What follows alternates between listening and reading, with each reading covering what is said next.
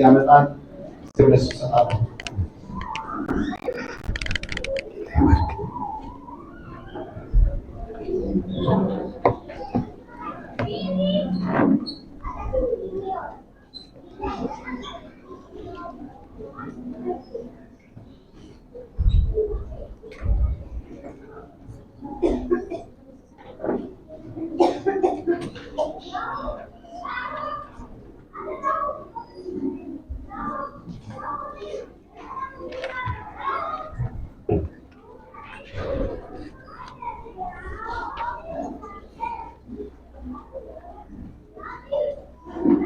እጅግ የተወደዳችሁ ይዲዲያ በእግዚአብሔር የተወደደ ማለት ነው። አሜን። በእግዚአብሔር የተወደዳችሁ ናችሁ። ኢየሱስ ሞቶላችኋልና፣ ጌታ ሞቶልናልና የተግባር ፍቅር ነው ኢየሱስ ያለው። አሜን። ጌታ የተመሰገነ ይሁን። ምናልባት ታናሽ ብላቴና የምታዩ ከሆነ ተሳስታችኋል። የሚታየው ማን ነው? ኢየሱስ። የመንፈስ ቅዱስ ህልውና በአካባቢያችሁ የሚሰማችሁ እስቲ አይሰማችሁም? መንፈስ ቅዱስ የለም አጠገባችሁ? አጠገብ ሆኖ ምን ይላችኋል? ዛሬም ይናገራል ጌታ። አሜን። ዛሬም ቃል አለው መንፈስ ቅዱስ።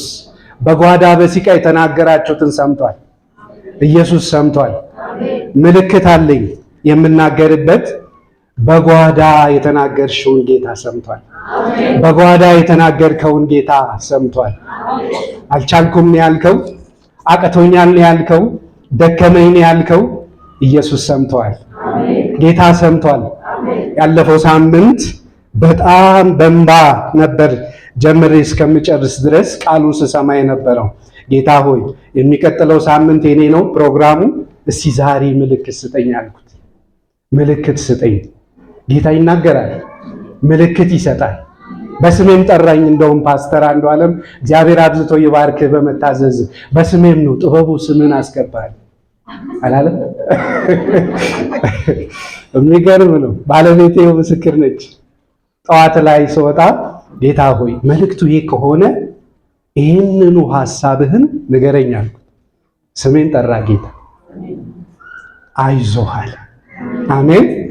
አይዞህ፣ ጥበቡ ስምህን በአብርሃም ቦታ አስገባው። አይዞህ ይላል ጌታ። አሜን። እከሊት እዚህ መካከል ያለው ወንድሜ ስምህን አስገባ። ኢየሱስ አይዞህ ይላል። አይዞህ ይላል ጌታ። አሜን። ያንኑ ክፍል 2 በሉት ዛሬ። አይዞህ ይላል የሰራዊት ጌታ ልዑል እግዚአብሔር። የሚገርም መልእክት ነበር። አብርሃም ትልቅ ሰው፣ በእምነት ታላቅ፣ ከሁሉም አባት፣ የሙስሊሞች የክርስቲያኖች፣ በፓለስታይን የምታውቁት ነው። በዚያ ስፍራ ያለ ታላቅ አባት አብርሃም ነው አይዞ የተባለው። አብርሃም ነው አይዞ የተባለው። የእምነት አባት አይደል ጌታ ያለን? ያ ታላቅ ሰው አይዞህ ተባለ። ለምን? ፈርቶ ስለነበር አይደለም? ተጨንቆ ስለነበር አይዞህ ይላል ጌታ። ለዚሽ ቤተክርስቲያን ብሏል ጌታ። ለመሪዎች ብሏል። ለእያንዳንዳችን ለምእመኑ አይዞህ ይላል ጌታ። አሜን። የፈራነው አይወርሰንም። የፈራነው አይወርሰንም። የፈራሽው አይወርስሽም። የፈራኸው አይወርስም። ድምፅ አደከመህ፣ ድምፅ አደከማችሁ አይደል? ዛሬም የምንሰማው ድምፅ ሌላ ነው አይደለም? እየተነገረን ያለው ዛልን ውስጣችን። ጌታ ሆይ አትመጣም ወይ አልን። መቼ ነው የምትመጣው ኢየሱስ አላልንም? ያንን የጓዳ ድምፅና ሲቃ ነው ዛሬ ጌታ በአደባባይ አይዞ የሚለው። በትክክል መንፈስ ቅዱስ ነው ወገኖች የሚናገረው። ለእኔ ተናግሮ ነው የተናገረኝን ይዤ የመጣሁት። መንፈስ ቅዱስ ያጽናናል። መንፈስ ቅዱስ ኃይል ይሆናል። መንፈስ ቅዱስ እንዴት መጸለይ እንኳን እንደሚገባን ባላወቅንበት የእድሜ የሁኔታችን ምዕራፍ ያለንበት የህይወት ገጽታ ላይ እንኳን መጥቶ ስለኛ ይጸልያል። መንፈስ ቅዱስ ይቃትታል። በመቃተት መንፈስ ውስጥ ሆኖ የእግዚአብሔር መንፈስ ይህንን ቃል ተናግሮናል። እንደ ወቅታዊ መልክ ጌታ ሲያረጋግጥልኝ ይዤው መጥቻለሁ። ያለፈው ሳምንት ጌታ የተናገረንን ታስታውሳላችሁ። አትፍራ፣ እኔ ላንተ ጋሻ ነኝ። በአዲሱ ትርጉም እያለ ዋጋህ ነኝ። አሜን። ዋጋህ ነኝ። ዋጋህ እኔ ነኝ። ዋጋህ ከኔ ጋር ነው የሚለው የድሮ ትርጉም ላይ፣ በአዲሱ ዋጋህ እኔ ነኝ። አሜን። ዋጋህ እኔ ነኝ ጌታ እያለ የተናገረንን ሐሳብ እሱኑ ክፍል 2 በሉት። አሜን። የጌታ መንፈስ አንድ ነው። ስለዚህ እኔም ከ3 ወር በፊት ይህ ፕሮግራም ሲሰጠኝ በውስጤ የነበረው መልእክት ይህ ነው። ሲገጣጠም በ01/09/18 ግንቦት አንድ ላይ ይህንን ሐሳብ ከወጣቶች ጋር ተነጋግረናል። ወጣቶች ተባርካችሁ የለ? ተባርካችኋል አይደል? የነበራችሁ ጌታ ግንቦት አንድ የተናገረን ሐሳብ በሌላ ቨርሽን ነው ይዞት የመጣው። አሜን። መልእክት ሲሆን ጌታ ይደጋገማል። ደጋግሞ ጆሮአችን ላይ ያጮዋል። አሜን። የሚጮህ ሌላ ድምፅ ስላለ ያንን ድምፅ ጃም የሚያደርግ አሜን፣ ያንን ድምፅ ጥርት ያለ እንዳይሆን እንዳይሰማ፣ ጥርት እንዳይል፣ ወደ አንተ መጥቶ ወደ ውስጥ እንዳይሰርግ ጌታ ይገባል። አለ የሆነ መሳሪያ፣ ጃም የሚያደርግ መሳሪያ፣ በጣም በብዙ ወጪ የሚደረግ አይደለም። ሞገድን የሚመታ ሞገድ የሚመጣውን ሞገድ በዛ ሞገድ ልክ ተመጥኖ የሚወረወር ሌላ ሞገድ አለ። አሜን። ታውቃላችሁ አይደል? የማይፈለግ ሬዲዮ፣ የማይፈለግ ቴሌቪዥን በዛ እንዳይሰራጭ ለዛ ተለክቶ ሞገድ ይላካል። ግን ብዙዎች የሚጠይቅ ሞገዱ የእግዚአብሔር ቃል ነው። አሜን። ሌላ ድምፅ አለ፣ እየሰማን ያለነው ድምፅ አለ። በአካባቢያችን በዓለም ላይ ተሰራጭቶ ደግሞ በአልጎሪዝም ተስተካክሎ አንዴ የሆነ ፍርሃት ነው። ዓለምን ፍርሃት ይዟታል ወገኖቼ። በከባድ ፍርሃት ውስጥ ነው ያለችው አይደለም? ኃያላን በፍርሃት ተውጠዋል። ነገስታት በብዙ ፍርሃት ውስጥ ነው ያሉት። ዓለም የምንሰማቸው ዜናዎች ሁሉ የፍርሃት ናቸው። በእነዚህ የፍርሃት ድምፆች ውስጥ ሌላ ትልቅ ሞገድ ያለው ድምፅ ይመጣል። አሜን። አይዞህ ይላል። አይዞህ የሚለው ይህ የበረታው የእግዚአብሔር ሞገድ ድምፅ ነው። ስለዚህ ባለፈው እሑድ ስመጣ ጌታ ሆይ ምልክት ስጠኝ እያልኩ ነበር የመጣሁትና ከመጣው ስብከት ጋር የዚህ ሳምንቱ ሲመሳሰል ይቀይር ሆይ ጌታ ሆይ እንዴ ጌታ ሆይ ስል በፓስተር ጌትነትም ውስጤ ያለው መልእክት ይሄ ነው አለ አይደል? ተነስቶ ይሄ ነው መልእክቱን ብሰጥህ መዝሙር 46 ነው የምልህ ያልተለመደ ሆኖ እንጂ። እዚህ መካከልም አንዳንዶች ታስታውሳላችሁ፣ እዚህ መካከልም አንዳንዶች ተመሳሳይ ምልክት ተሰምቷችኋል።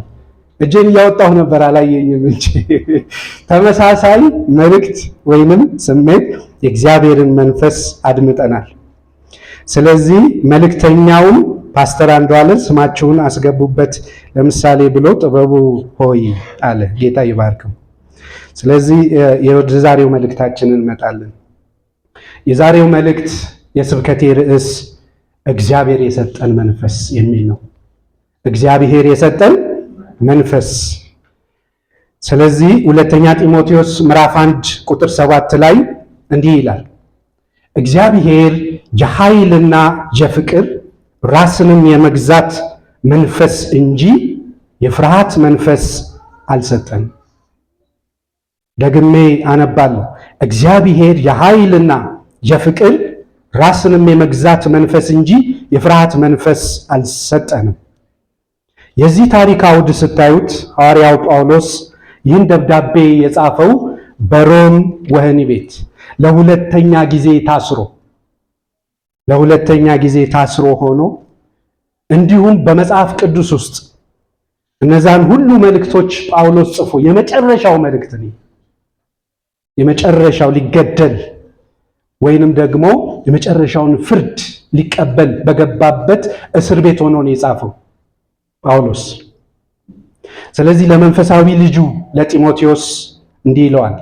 ጢሞቴዎስ በወቅቱ ወጣት፣ ምናልባትም በባህሪው አይናፋርና በዙሪያው ባለው ስደት ያውም አባቱ ጳውሎስ ሳይቀር በእስር ቤት ጭንቀታቸውን ሐዋርያት ሥራውን እያጠናን በቤት ኅብረት ታስታውሳላችሁ።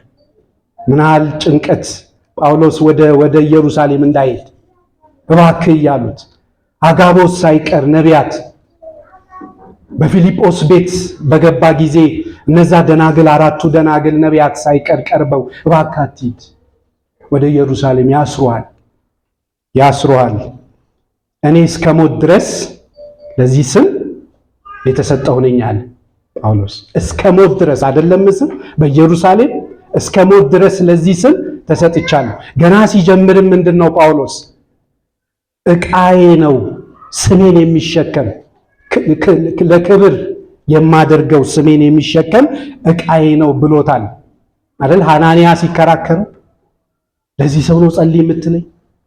ለዛ አሳዳጅ ሰው ነው ጸልይ የምትለኝ? ሐናንያ ትልቅ የእግዚአብሔር ሰው የጸሎት ሰው እንዴት በዛ ስፍራ ያደረገውን የምታውቀው ብዙ ነው።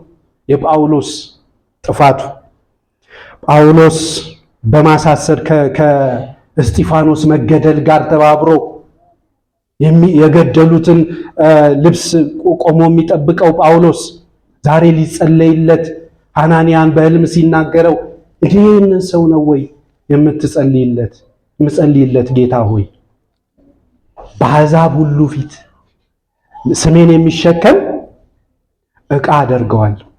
አሜን። ስለዚህ ሂድና ጸልይለት። ዛሬ ያ ጳውሎስ በመጨረሻው የሞት ፍርድ ሊፈረድበት ባለው እስር ቤት ውስጥ ሆኖ የመጨረሻውን ደብዳቤ ወይንም መልእክት ሁለተኛ ጢሞቴዎስን ለጢሞቴዎስ ይጽፍለታል። ጢሞቴዎስ በብዙ ከበባ ውስጥ ነው ያለው። ጢሞቴዎስ በከፍተኛ ፍርሃት ውስጥ ነው ያለው። የሚተማመነው ያሳደገው ያስተማረው ጳውሎስ በእስር ቤት በከባድ ፍርድ እየጠበቀ በሞት ፍርድ ውስጥ ያለ ሰዓት ነው ይህ መልእክት የመጣው። ስለዚህ የጢሞቴዎስን ባህሪ ስለሚያውቀው ጢሞቴዎስ በባህሪው አይናፋር፣ በዙሪያውም ባለው ስደት ምክንያት የተጨነቀ ሰው ነው። በሰዓቱ በጭንቀት ውስጥ ነው። ስለዚህ ወገኖቼ የዚህ ዋናው መልእክት ክርስቲያን ሊኖረው የሚገባው ማንነት በፍርሃት የታጠረ ሳይሆን ከእግዚአብሔር በተሰጠው ሰማያዊ ስጦታ ወይንም በመንፈስ የሚመራ መሆኑን ማብሰር። አሜናት። ይሄ ነው ዛሬ የምስራች ነው። ጌታ ይመስገን። የምስራች ነው ጌታ የሚናገረን። ክርስቲያን ሊኖረው የሚገባው ማንነት በፍርሃት የታጠረ ሳይሆን ከእግዚአብሔር በተሰጠው ሰማያዊ ስጦታ ማነው እሱ? መንፈስ ቅዱስ። አሜን። ዓመተ ምሕረት የቤተ ክርስቲያን ዘመን፣ የአሕዛብ ዘመን የመንፈስ ቅዱስ ዘመን ነው አይደል? ዘመኑ የመንፈስ ቅዱስ ዘመን ነው። ስለዚህ በዚህ መመራት እንደሚገባን የሚያበስር ቦታ ነው። ምናልባት ቁልፍ ጥያቄ ብናነሳ ዛሬ በምን አይነት መንፈስ ነው እየተመራን ያለ ነው? በምን አይነት መንፈስ ነው እየተመራን ያለ ነው? በሁኔታዎች ፍርሃት ወይስ በእግዚአብሔር ቃል? በሁኔታዎች ፍርሃት ነውስ በእግዚአብሔር ቃል? ስለዚህ የመጀመሪያው መግቢያ ሐሳብ የፍርሃት መንፈስ አልሰጠንም የሚለው ይሆናል። የምን መንፈስ አልሰጠንም? የፍርሃት መንፈስ አልሰጠንም። አሜን። ፍርሃት ከየት ይመጣል ወገኖቼ? ፍርሃት ከእግዚአብሔር አይደለም። ፍርሃት ከእግዚአብሔር ነው ብሎ የተቀመጠ መልእክት የተቀበለ ሰው ካለ የተሳሳተ መልእክት ተቀብሏል። የስህተት ትምህርት ነው። አሜን። ፍርሃት ከእግዚአብሔር አይደለም። ፍርሃት የእምነት ተቃራኒ ነው። ፍርሃት የእምነት ተቃራኒ ነው። ሰይጣን ሰውን ሽባ ለማድረግ የሚጠቀምበት ቀዳሚ መሳሪያው ፍርሃት ነው። ምናልባት የፍርሃት አይነቶች ስናይ ሰው የሚፈራ ይኖራል። ሰው ይፈራል። ነገሩን የሚፈራ ይኖራል። አስገቡ። ጌታ በጓዳቸው የተናገራችሁን በአደባባይ ያወጣዋል። አሜን። በአደባባይ ያስቀምጠዋል። ነገን ፈርታችኋል። የወደፊት ፍርሃት። ሌላው ደግሞ የውድቀት ፍርሃት። እወድቅ ደግሞ ያምን ይሆን የሚል ደግሞ አለ። ያመኘውን የዛሬ ዓመት ያመኘውን ነገ ያመኘውን ከጥቂት ደቂቃ በኋላ ያመኘውን እግዚአብሔር ይገስጸው። አሜን። በኢየሱስ ስም የተገሰጸ ይሁን የፍርሃት መንፈስ ጌታ ይገስጸው። ሰውን ያላግባብ መፍራት፣ ነገን የወደፊቱን ያላግባብ መፍራት፣ መጨነቅ፣ የውድቀት ፍርሃት፣ የክፉ መንፈስ ፍርሃት። አንዳንዱ ደግሞ አለ የክፉ መንፈስ ያ ድግምት አደረጉብኝ፣ መተቱብኝ። አንዳንዱማ እንደውም መሳሪያ ይዞ የወጣው ሁሉ አለ አይደል? ሰሞኑን የምንሰማው ዜና አንዱ አትሌት አንዱን ምን አድርጎ ነው ሲባል መተት ነው ምናምን አድርጎብኝ የሚል አይነት ነገር ነው የሰማነው። ፍርሃት ነው እኮ ፍርሃት ነው። ፍርሃት እስከዚህ ያደርሳል ወገኖቼ። ሰኔና ሰኞ እያልን ነው ደግሞ ሰሞኑ እግዚአብሔር ይገስጸው። ሰኔና ሰኞ ሰሞኑ ሰኔና ሰኞ ገጠመ። ጌታ ይገስጸው። የምን ሰኔና ሰኞ ነው? ኢየሱስ ነው ቀናትን የሰራው። ኧረ ተገጥሟል ሰሞኑን የሚል ደግሞ አለ እኮ በስታፍ የሚያወራ በትራንስፖርት ላይ በሰርቪስ ላይ የሚያወራ ሰው ብዙል። ሰኔና ሰኞ እያለ ወገኖች፣ እኔ ይሄው ልጅ ሆኜ አስታውሳለሁ አያቴ ቤት እና አያቴ አረቄ ታወጣ ነበር እና የሚመጣ ሰው ነበር ያው ክፍለ ሀገር እና የሚመጣው ሰው አንድ ሰውዬ በጣም በተለየ ሁኔታ ሰኔና ሰኞ ሰኔና ሰኞ ሰኔና ደግሞ ሞቅ እያለው ሲሄድ እየጨመረ ድምፁ ሰኔና ሰኞ እያለ መጨረሻ ደረሰበት። የሚገርማል መጨረሻ ደረሰበት 84 ላይ ነው እና የገንዘብ ሚኒስቴር ጠባቂ ነው ገንዘብ ሚኒስቴር ውስጥ በዛች አጭር ከተማ ውስጥ እና ያንን የአያቴን አረቄ ፍትፍት አድርጎ ግን ሰኔና ሰኞ እያለ ነው የገባው። ተራ የገባውና መሳሪያ ይዟል። ያን ክላሽ ይዞ ደግሞ የአያቴ ቤት አጠገቡ ነው የገንዘብ ሚኒስቴር። እኛም ተኝተናል እና ሌሊት አውቶማቲክ ሰማን። መውጣት ይከብዳል። ወቅቱ የምታውቁት ነው። ጠዋት ላይ ስንሰማ ያ ሰኔና ሰኞ የነበረው እሱን የረሸኑት። ለምን ሳይቀድማቸው ቀደሙት? ክስተቱ የጸጥታ አካላት ናቸው እያለፉ በዛ ሁኔታ ውስጥ ቁሙ ይልና አቀባበል። ስለዚህ ምንድነው የዛ ምላሽ? ቁሙ ብሎ ካቀባበለ ኔክስት ሊመታቸው እንደሆነ ስለሆነ ቀደሙት። ያነሳሁት ለምንድን ነው? የኛ ማህበረሰብ የሚለው ነገር አለ። የፈሩት ይደርሳል፣ የጠሉት ይወርሳል። እግዚአብሔር ይገስጸው። ዛሬ በደንብ አፍረጥርጠው ነው ጌታ ፍርሃት ከውስጣችን የሚያወጣ። አሜን። የሚያመንን ነገር ሁሉ እየነካክ ፈውስ አዳኝ ነው ኢየሱስ። እውነተኛ ሐኪም ነው፣ ያክማል። አታዳምጡ ወገኖቼ፣ አትስሙ። የትኛው ሳይንስ ይሁን ለምን ሳይንስ በሌላ ሳይንስ ዲስፕሩቭ ይሆናል። ደግሞ ከዛ የሚበልጥ ኃይል ያለው የእግዚአብሔር ቃል ዲስፕሩቭ ያደርገዋል። አሜን። የቃሉን ጉልበት ይፈታል። ከወሬ ከፈታው ጦርነት ከፈታው ይልቅ ምንድነው ወሬ የፈታው መሳሪያውን ያስጣለው ይበዛል። የእምነት ሰው መሳሪያውን አይጥልም። አሜን። ትጥቁን አያወልቅ። ትጥቁን አውልቆ አይማረክም። አትማረኩ። ለመማረክ ራሳችንን ያዘጋጀን እጅ እግራችንን አስረን የሰጠን ሰዎች አለን በዚህ መሃል። ለዛ ነው ጌታ የሚናገረን። ስለዚህ ባህላዊ አስተሳሰቦች የፈሩት ይደርሳል፣ የጠሉት ይወርሳል እያልን ሳይንሳዊ እያስመሰልን የምንንቀሳቀስ ሰዎች፣ እንዲህ ይላል ጌታ፣ ፍርሃት ሲመጣ ይህ ከእግዚአብሔር አይደለም ብሎ የመለየት መንፈሳዊ ንቃት ሊኖረን ይገባል። ይህ ከማን አይደለም? ከእግዚአብሔር አይደለም። ከእግዚአብሔር አይደለም ብለን የመለየት መንፈሳዊ ንቃት እንዲኖረን ነው ጌታ ዛሬ የሚያሳስበን። ዘኍልቍ ምዕራፍ 13 ቁጥር 33 ላይ በወስዳችሁ ሙሴና አሮን የላኳቸው ሰላዮች 10 የተናገሩትን አስታውሱ። 10 ኔፍሊም የኤናቅ ልጆች አየን፣ እኛም በዓይናችን ግምት እንደ አንበጣዎች ነበርን፣ ደግሞም እኛ በዓይናቸው ዘንድ እንዲሁ ነበርን አሉ። ማስረጃ በማስረጃ ነው ጠላት ሲመጣ ወገኖቼ። ማስረጃው መረጃው አይሰራም በጌታ ፊት። እምነት ነው ማስረጃችን፣ እምነት ነው ማያያችን።